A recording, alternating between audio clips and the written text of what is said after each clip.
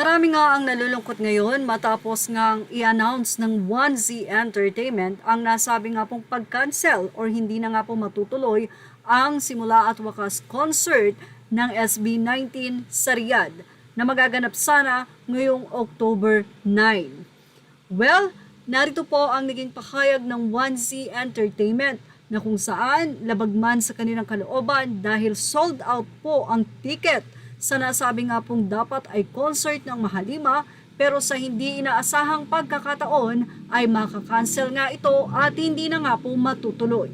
Pahayag ng 1C Entertainment, "It is with deep regret that we must inform you of the cancellation of the SB19 Simula at Wakas concert in Riyadh, KSA, scheduled for October 9, 2025 at the Intercontinental Durat AI Riyadh or Al Riyadh.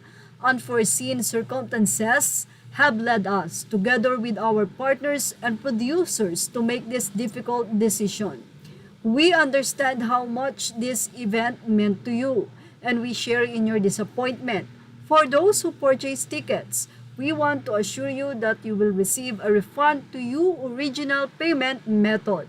We appreciate your understanding and support during this time and will keep you updated if Riyadh is included in future tour plans. Thank you for your continued loyalty." Sa naging pahayag ng COO or ng 1Z Entertainment, makikita na sinabi niya na may unforeseen circumstances. Well, ilang mga netizen or SB19 fans, maaring 18 sa Riyadh ang nagbahagi ng di umano ay may issue ng attacks ngayon sa Saudi sa Riyadh. Kaya naman walang katotohanan na dahil kaya na-cancel ay hindi na sold out ang tickets at tila hindi nakakuha ng permit. Maaring may permit na sila, ngunit ang 1Z Entertainment mismo ang nag-decide dahil na rin sa threat or banta ng nasabi nga pong alam nyo na. Narito po ang naging komento ng mga fans.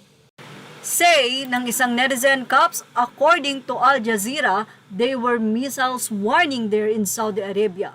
Maybe that's the reason why they opted to cancel. Sana magkaroon ng live explanation ng Mahalima kung bakit na-cancel para malaman ng mga 18 sa Riyadh, di ba sold out ang ticket dyan?" Say naman ng iba, "Sayang, para sa ikabubuti, mas okay nang ma-cancel kaysa sa magkaroon ng problema or casualties. Kaya yan, babawi sa ibang sked, dami pang line-up, go, go, go." October 9, then October 11, Dubai. Lagari din kaya okay na rin siguro, 2 hours by plane, pwede na kayong mag-Dubai. Hindi papayag SB19 na hindi makapag-perform sa Saudi in the near future. Riyadh, relax and wait. Images are all credit to the rightful owners. Thank you for watching. Please like, share, and subscribe.